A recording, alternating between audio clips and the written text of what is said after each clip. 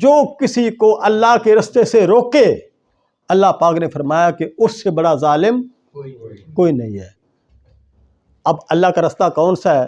آپ کو پتہ ہے، یہ نماز پڑھنا بھی اللہ کا راستہ ہے، قرآن پڑھنا بھی اللہ کا راستہ ہے، اللہ کے راستے میں جہاد کرنا بھی اللہ کا راستہ ہے، سچ بولنا بھی اللہ کا راستہ ہے، جھوٹ نہ بولنا بھی اللہ کا راستہ ہے، عہد پورا کرنا بھی اللہ کا راستہ ہے۔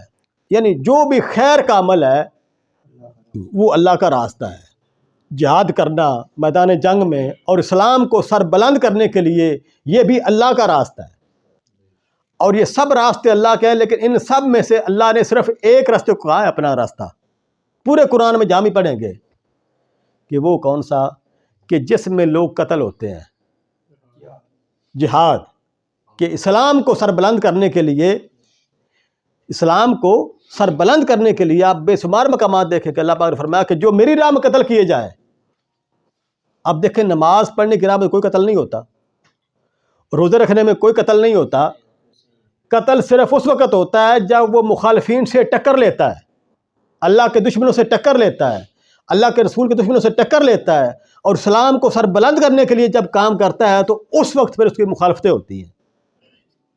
اگر یہ صرف نماز، روزہ، حج، زکوٰۃ ہی عبادات ہوتی اور اللہ کا راستہ ہوتا تو کبھی حضور نبی اکرم صلی اللہ علیہ وسلم مکہ چھوڑ کر مدینہ نہ جاتے، مکہ چھوڑ کر طائف نہ جاتے، مکہ چھوڑ کر ہجرت حبشہ نہ ہوتی۔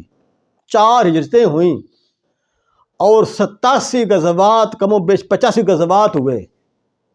کیا یہ صرف نماز پڑھنے کے لیے ہوئے؟